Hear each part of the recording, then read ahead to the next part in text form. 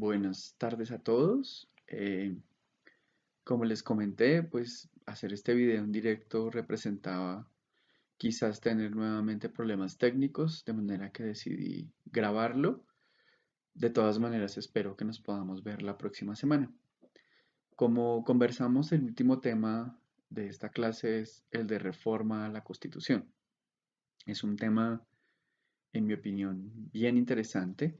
Vamos a abordar distintos aspectos, digamos, de ese problema de la reforma y luego pasaremos a revisar cómo nuestra Constitución dispone de la elaboración de la reforma misma.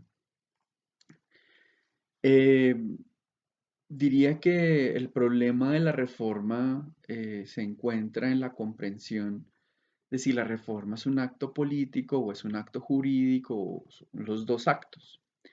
Esto, digamos, en nuestra historia constitucional tiene mucha importancia porque, en efecto, no solamente en las constituciones del siglo XIX, sino en la manera en que terminó reformándose la Constitución del 86, pues mostró cómo jurídicamente había enormes limitaciones para poder hacer su reforma y por tanto, en realidad, se trataba más bien de un acto político que no jurídico para poderse reformar.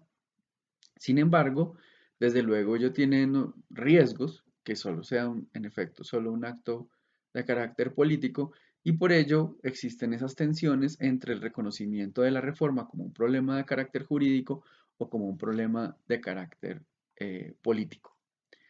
El primer elemento de la reforma es evidentemente una tensión que existe entre el derecho y el tiempo, porque generalmente, aunque bueno, nuestra historia constitucional reciente no se trata justamente así, pero en el concepto genérico de constitución encontramos que es al paso del tiempo generalmente cuando realmente hablamos de la necesidad de hacer una reforma. Es decir, el cambio de circunstancias, las modificaciones y la comprensión misma de lo que representan las instituciones en una sociedad hace que en efecto se hable de una reforma y que por tanto sea necesario que el derecho contenido en esa constitución pues sea modificado, sea actualizado. Esa tensión implica también una discusión alrededor de cuánto tiempo puede pasar, cuánto tiempo es necesario que pase para una reforma y también un elemento que no es menos importante y es sobre la estabilidad institucional que en especial las constituciones dan para poder establecer justamente o ser el fundamento de esa sociedad. Entonces, andar cambiando la constitución permanentemente también genera enormes preocupaciones para generar esos procesos de estabilización política, social y económica. Y es allí donde la Constitución juega un papel importante. Por tanto, no es un tema nuevo, digamos que ese tema es un tema que se puede estudiar en distintas dinámicas y en distintos aspectos. Por ejemplo, podemos observar que el modelo justnaturalista nos señaló que en efecto no debería nunca reformarse una constitución, ya que según esta visión del justnaturalismo clásico, pues es evidente que quienes hacen la constitución descubren las verdades eternas e inmutables. Si es eterno e inmutable lo que ha sido descubierto y puesto en una constitución, pues no debería modificarse jamás, ya que son las verdades y la verdad no muta, no cambia, no se transforma.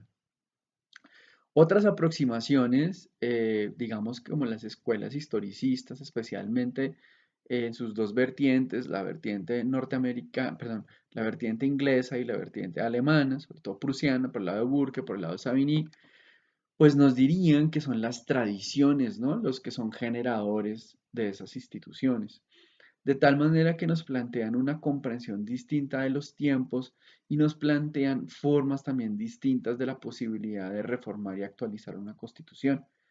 En efecto, tendrían que ser las costumbres y tradiciones las que irían modificando y cambiando lentamente esa constitución y no más bien ejercicios específicos de grupos políticos específicos. Digamos que esa es otra comprensión, en efecto, de esa relación derecho y tiempo. Eh, otra lectura puede ser la que hace el marxismo, en el sentido que el derecho, pues, no, es claramente una respuesta al modelo, digamos, impuesto, político, económico y social que esté en ese momento, ¿no? Es el resultante, es la superestructura. De forma que las constituciones cambiarán en la medida que también esa historia de la cual Marx nos habla desde su versión hegeliana de la comprensión de esos modelos y esa historia. Ese constitucionalismo visto desde esa perspectiva marxista, pues entonces cambiará cuando la estructura cambie, pero también nos habla del cambio.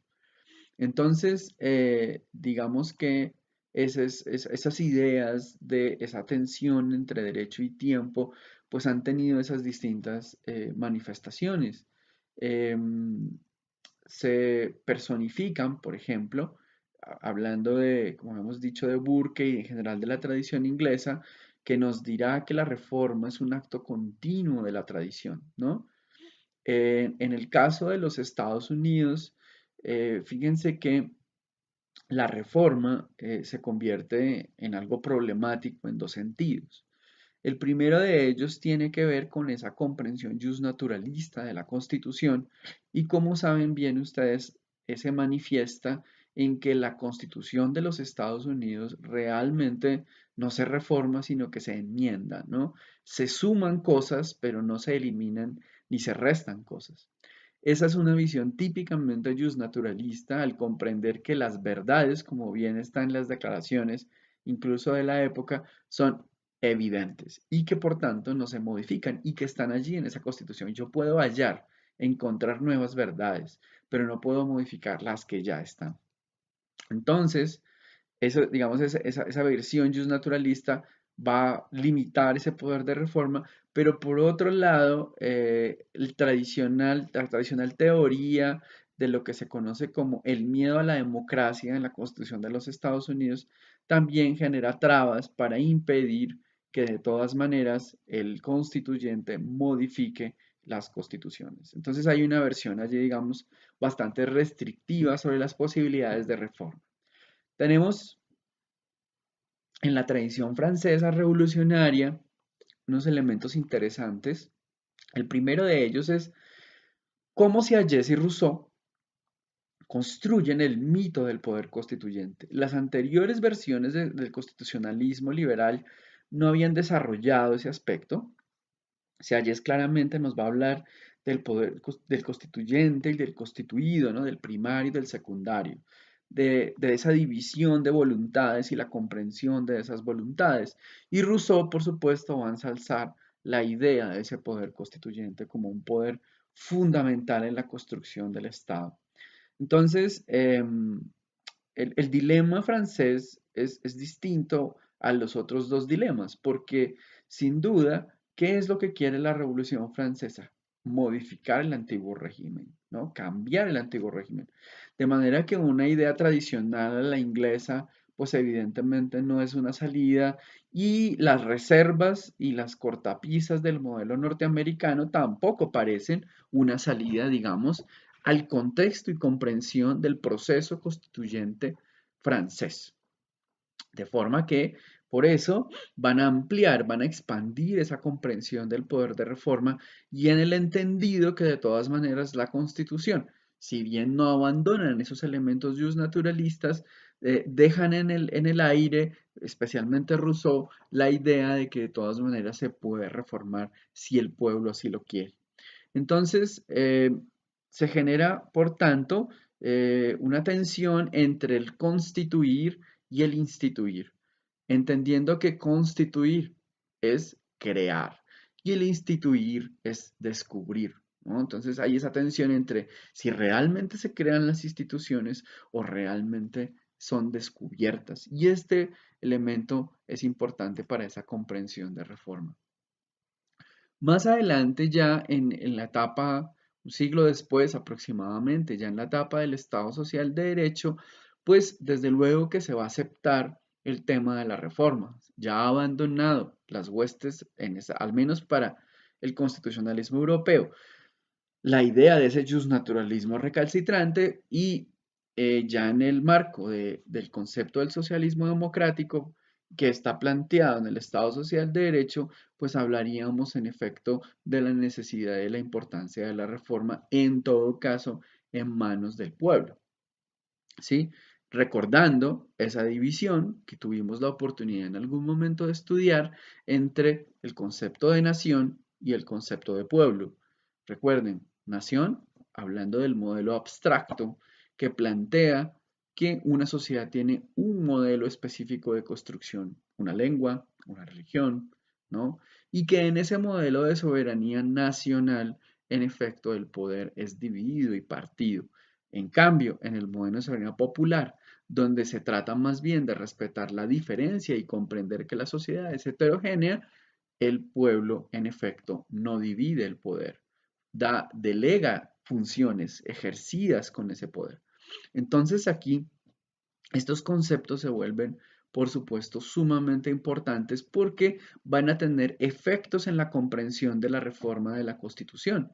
En el modelo de la soberanía nacional, era evidente que el Congreso tenía directamente la facultad de reformar la Constitución, ya que encarnaba ese pueblo. Por el contrario, en el modelo de la soberanía popular, habrá limitaciones para el poder de reforma del Congreso y el pueblo trata de recuperar eso perdido, digamos, en el Museo Nacional, modificando o teniendo la posibilidad tanto de modificar como de crear un nuevo orden constitucional. Entonces son elementos, digamos, que están aquí. El debate contemporáneo nos divide dos aspectos importantes a comprender sobre el tema de la reforma de la Constitución. El primero sería entender que una cosa es hablar de las normas sobre cómo se hace la reforma, es decir, los procedimientos constitucionales, la comprensión de esta idea de las constituciones rígidas y flexibles, la comprensión de cómo en efecto qué se puede y qué no se puede reformar por esos procedimientos, que más adelante vamos a mencionar específicamente para el caso colombiano. Y lo otro ya es hablar o estudiar las normas en concreto que se van a reformar, ¿sí? Y eso implica las discusiones de quién hace la reforma, qué competencias tiene el que hace la reforma, cómo hace la reforma. En efecto, ubicaremos especialmente eso en el primer elemento, es decir, en los procedimientos de reforma. En este momento no estudiaremos normas en concreto de reforma porque no es el objeto de la charla. Mm, se ha hablado en la teoría, perdón, se ha hablado en la teoría constitucional de cuáles son los límites del poder de reforma, ¿no? Es decir, si como a la perspectiva rusoniana, todo es reformable y todo el pueblo puede cambiar cualquier cosa o realmente existen conceptos o límites específicos conceptuales sobre la posibilidad de reforma. En los estados contemporáneos esos límites cobran gran importancia y uno de los primeros autores que en el constitucionalismo moderno habló de esos límites es nada más y nada menos que Carl Schmitt. Quisiera leer un pequeño extracto de la obra de la teoría de la Constitución de Carl Schmitt al respecto. Dice, una facultad de reformar la Constitución atribuida a una normación legal constitucional significa que una o varias regulaciones legales constitucionales pueden ser sustituidas por otras regulaciones legales constitucionales, pero solo bajo el supuesto de que queden garantizadas la identidad y continuidad de la Constitución considerada como un todo. He ahí, esa perspectiva, mis queridos amigos, es la que la Corte Constitucional trabaja. Es decir, la reforma de la Constitución es posible siempre y cuando que la Constitución no pierda su identidad.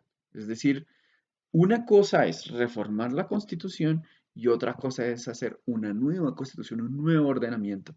Yo no puedo pretender hacer un nuevo ordenamiento sobre la marcha de distintas reformas de la constitución, o al menos esta es la teoría que Schmitt está defendiendo en esta parte.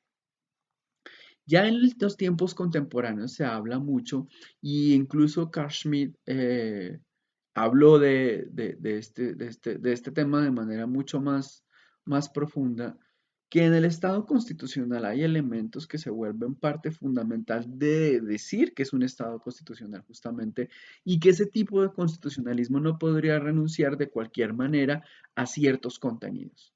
¿Cómo qué contenidos? Por ejemplo, la defensa de la dignidad humana y lo que de ello se desprende, como los derechos fundamentales, sus acciones de protección y los elementos relacionados con la democracia y todos aquellos elementos que giren en torno, en efecto, a la protección de esos núcleos básicos, digamos, de los que estamos hablando. Mm, Ese concepto, amigos, tiene un nombre y se le conoce como telos constitucional, ¿no? Que es el espíritu, que es la idea general, la que no podría reformarse. Carl Schmitt, en escritos, digamos, ya más maduros de la posguerra, en efecto, de hecho, escribió un libro llamado trabajando en la idea del canon constitucional.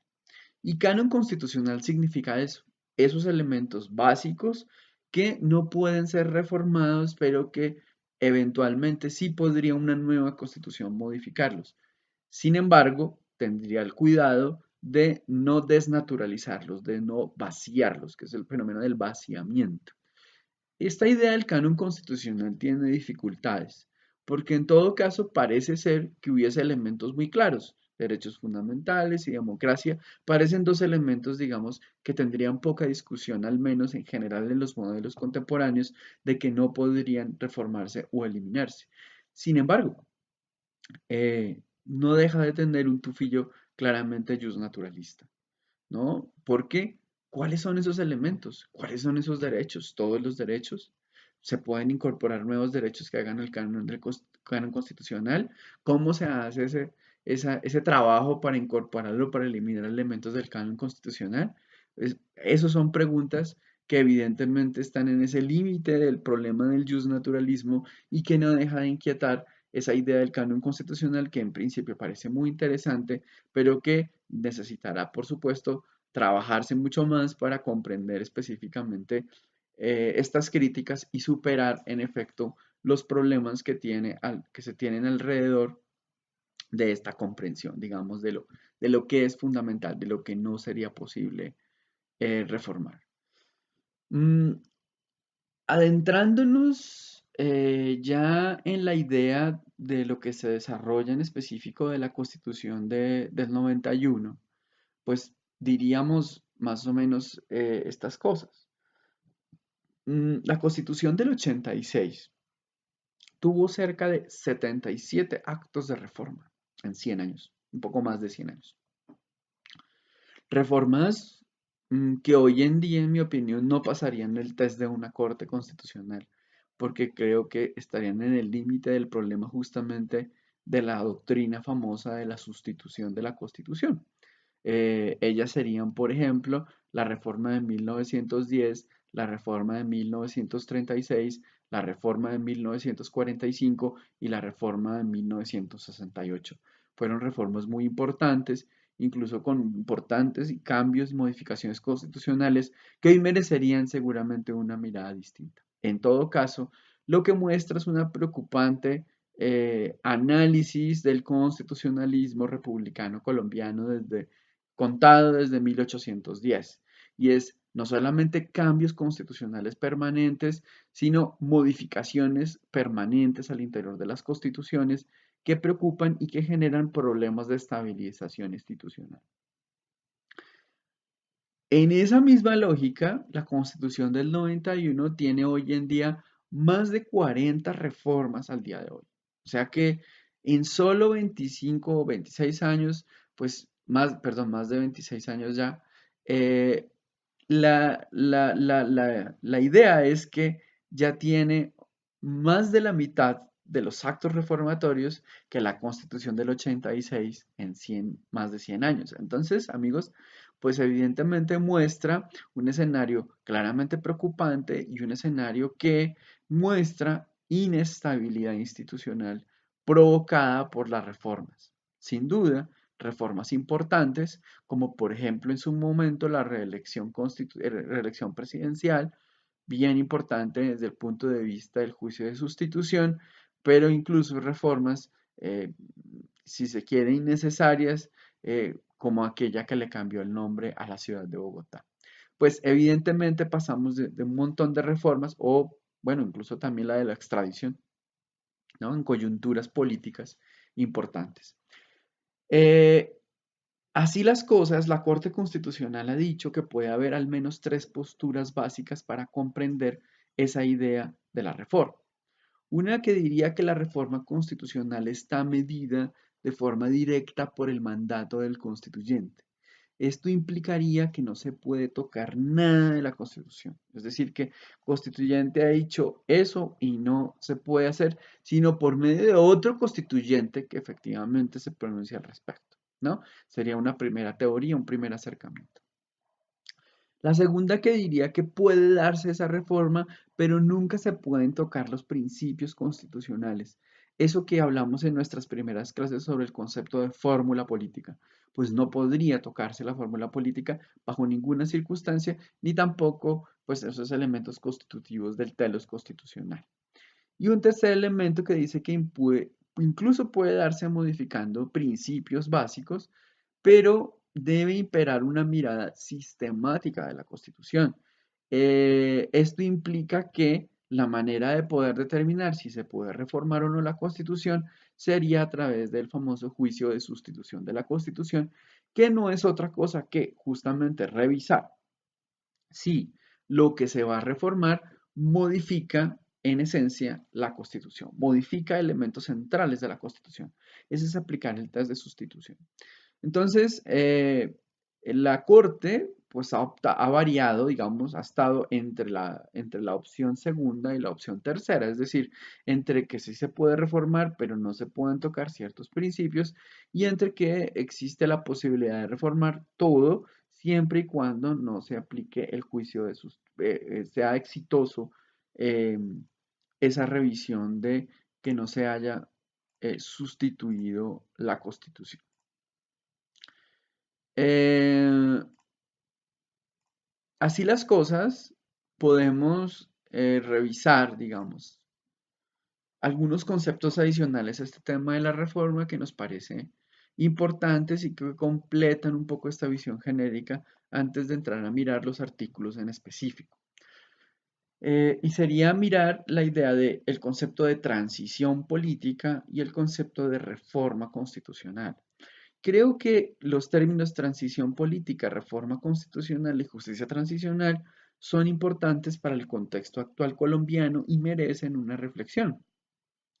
Transición política es un proceso mediante el cual se pasa de un régimen político del uno al otro, justamente por formas, digamos, de competencia entre el poder. El poder siempre está compitiendo unos a otros, entre élites de distinta naturaleza, entre distintas dinámicas, y eso produce cambios de estructuras y valores en las sociedades. Y eso es lo que genera cambios del régimen político. Generalmente esos cambios de régimen político producen cambios constitucionales, ¿sí? Esa es la consecuencia.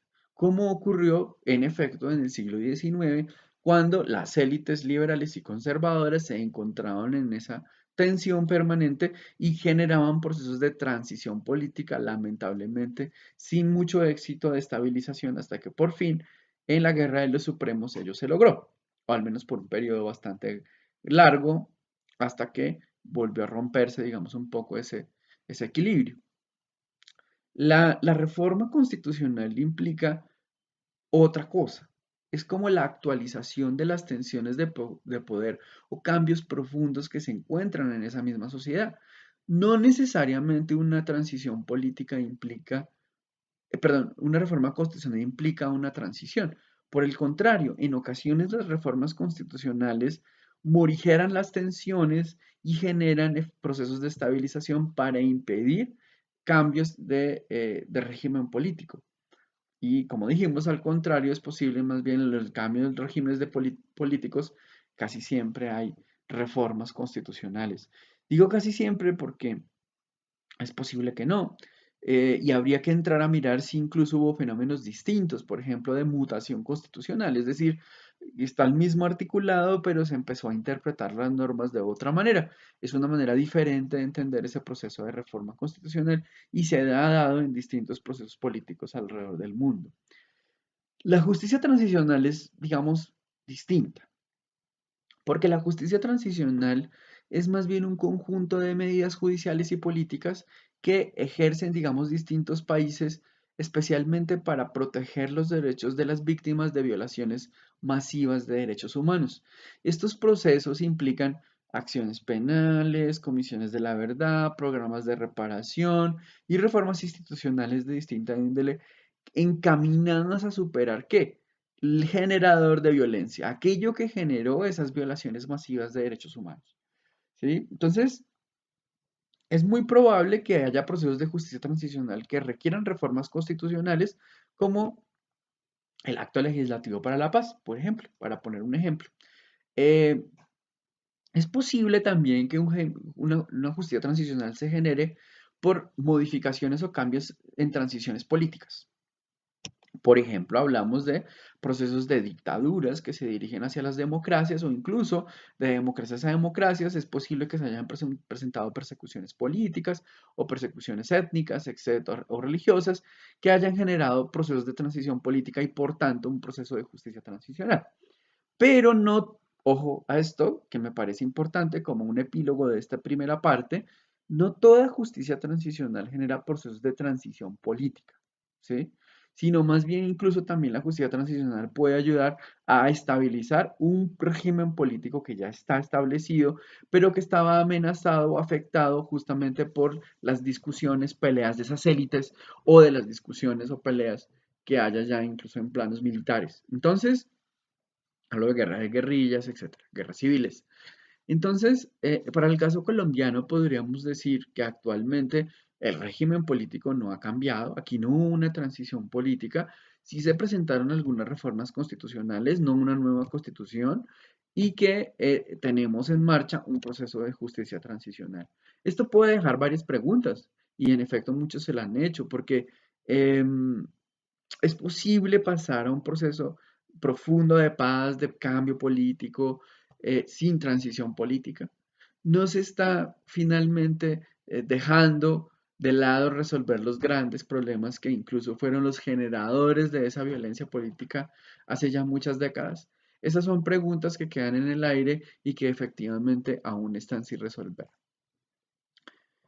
Dentro de la agenda general de los últimos años, pues hemos visto que hay elementos de la Constitución que siguen pendientes de un ajuste, una reforma, debido a que muestra grandes problemas y esos problemas no se han podido superar, incluso habiendo hecho reformas al respecto. El primer problema que estaría planteado, que está ahí en la agenda política actual, es el caso de la reforma, digamos, del Poder Judicial y el tema de justicia en Colombia, con la reforma a la justicia, de la cual alguna mención ya hemos hecho, pero que evidentemente está pendiente de un ajuste y que sigue en esa discusión sin resolverle. Y como habíamos dicho anteriormente, habíamos planteado serias dudas sobre esa reforma y creemos que incluso es bastante inconveniente desde un punto de vista del sistema de controles cruzados de la Constitución. El otro elemento tiene que ver con la denominada reforma política, que yo la entendería como un deseo de profundización de la democracia participativa que ha tenido la reforma que vimos y la ley que vimos justamente en nuestras sesiones anteriores, la 1757, la ley 1757, que nos trajo, digamos, unas reglamentaciones y unos cambios en la comprensión de los mecanismos de participación, pero que respecto al régimen político colombiano en general y de la comprensión de ese en relación con la democracia participativa, pues sigue habiendo grandes dudas y dudas al respecto. De manera que ahí hay pendiente una reforma, también se encuentra en este momento en curso en el Congreso un proyecto sobre esta naturaleza. Y yo diría que de las tantas reformas que son posibles, eh, pero que hay una en la cual evidentemente los gobiernos no le han metido mano y se comprende, digamos, políticamente por qué, pero que los constitucionalistas vemos es cómo el modelo económico de la Constitución es claramente incompatible con el modelo político y especialmente de derechos de la Constitución. Es decir, tenemos una Constitución muy garantista de derechos en general, pero que tiene un régimen político que en muchas ocasiones es divergente, ¿sí? Es decir, que el régimen neoliberal que aparece claramente en la Constitución tiene enormes dificultades cuando se enfrenta a la protección integral de los derechos. Esas tensiones son evidentes, la Corte las ha manifestado, digamos, de muchas maneras, a través de distintas sentencias, como por ejemplo la sentencia del UPAC en su día, o las sentencias que se relacionan con, digamos, todo este tema del equilibrio fiscal, regla fiscal, etcétera, temas de salario mínimo, bueno, distintos temas que han mostrado esas tensiones entre un modelo político que no realiza, no desarrolla necesariamente ese modelo de derechos y se presentan claramente inconvenientes y dificultades en su aplicación y generan problemas de eficacia, especialmente en el campo de la comprensión de esos derechos. Esos serían, digamos, los aspectos o temas generales para comprender ese asunto, digamos, de la reforma de la Constitución. Ya adentrándonos a qué nos dice la Constitución, son un par de artículos, los vamos a revisar muy rápidamente, además muy consonantemente con los mecanismos de participación que ya tuvimos la oportunidad de estudiar, diciendo o dice la Constitución de entrada en el artículo 374 que la Constitución puede ser reformada de tres formas: por un Congreso, por una Asamblea Constituyente o directamente por el pueblo mediante referéndum. Entonces tenemos esas tres posibilidades, ¿no? Luego, el artículo 375 nos señala, dice, podrá presentar proyectos de acto legislativo el gobierno, o sea, que tiene esa posibilidad de plantear esa reforma, 10 miembros del Congreso, el 20% de los concejales y diputados del país y un número de ciudadanos equivalente al 5% del censo electoral vigente.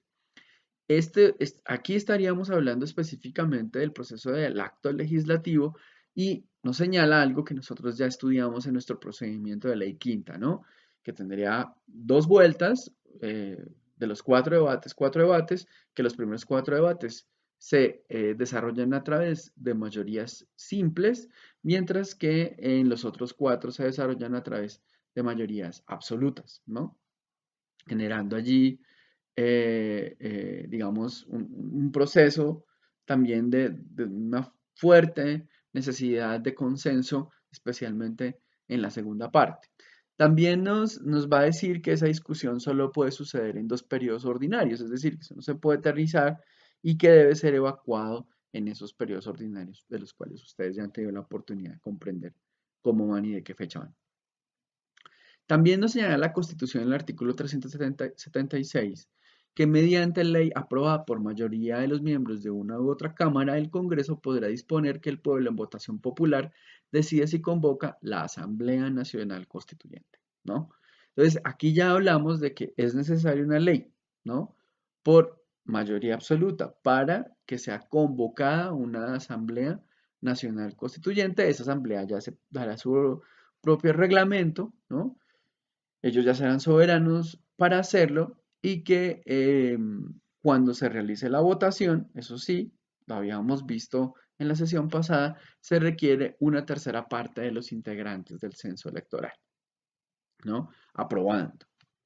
Eh, de manera que, pues esto, digamos, es un elemento importante para que tenga una solidez democrática la convocatoria de esa asamblea, ¿no? Ya luego, pues cuando la asamblea esté, es obvio que el Congreso ya no puede reformar la Constitución, mientras esa asamblea exista, porque se entiende que la asamblea como poder constituyente, el Congreso como poder constituido, pues obviamente que prima el poder constituyente, ¿no? Entonces aquí vemos esa tensión de la que hablábamos tradicional, explicada desde la lectura de la Abad de Sieyès hasta nuestros días con la tensión del poder constituyente, poder constituido. Eh, Dice el artículo 377 que deberán someterse a referendo las reformas constitucionales aprobadas por el Congreso cuando se refieran a los derechos reconocidos en el capítulo 1, título 2 y a sus garantías, a los procedimientos de participación popular o al Congreso si así lo solicita dentro de los 6 meses siguientes a la promulgación del acto legislativo, un 5% de los ciudadanos que integren el censo electoral. Esta es una posibilidad para que los ciudadanos hagan un control específico de cualquier modificación de dos elementos muy centrales: derechos fundamentales, que es lo que se encuentra en el capítulo 1, título 2, y en el centro específico de lo que implica la participación y la democracia, que son esos mecanismos de participación, ¿no? Entonces, que se exija que se haga ese referendo, y de esa manera se apruebe o no, ¿no? Ese contenido de esas reformas.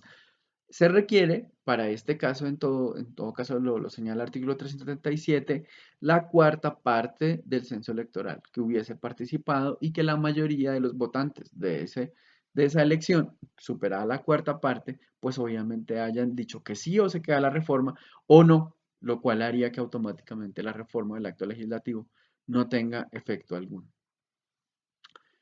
El 378 ya nos plantea el otro escenario.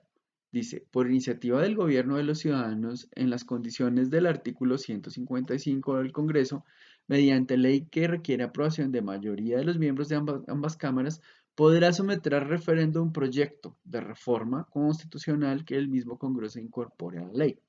El referendo será presentado de manera que los electores puedan escoger libremente el temario o articulado que votan positivamente y que votan negativamente. O sea, pueden elegir si los aprueban o los aprueban. La aprobación de reforma a la Constitución por vía de referendo requiere el voto afirmativo de más de la mitad de los sufragantes y, por supuesto, la misma regla anterior, la cuarta parte de los electores, que la cuarta parte de los electores hayan participado. Eh, pues como observan, pues hay una relación directa entre unos y otros, es decir, entre mecanismos de participación y la comprensión de cómo es que se entiende este proceso de reforma. Es decir, que en Colombia tenemos normas específicas para poder establecer cómo se hacen esos mecanismos de reforma. Antes, en la cuestión del 86, no carecíamos de ellos. Esto también en relación con lo que habíamos mencionado sobre el concepto de soberanía nacional y soberanía popular, en el entendido de que el pueblo siempre conserva el poder del manejo de la Constitución y de su articulado, y por ello deben existir estos mecanismos que permitan que el pueblo sea el que se pronuncie y el pueblo sea el que la reforme. En todo caso, cuando se convoca una Asamblea Nacional Constituyente, no obstante que tengamos unas normas que viabilizan la posibilidad de hacerla, sin duda alguna, la elaboración o el planteamiento de una constituyente es un acto meramente político y implica la comprensión de ese fenómeno alrededor de qué es lo que esa sociedad quiere replantearse y hacia dónde quiere ir. Amigos, pues yo creo que esto sería todo. Les agradezco enormemente su participación, su dedicación. Realmente ha sido una maravillosa experiencia para mí y espero que nos veamos pronto para conversar de estos temas. Sin duda alguna, de todas maneras tienen las vías del Moodle para lo que requieran. Un abrazo a todos. Muchas gracias. Feliz año.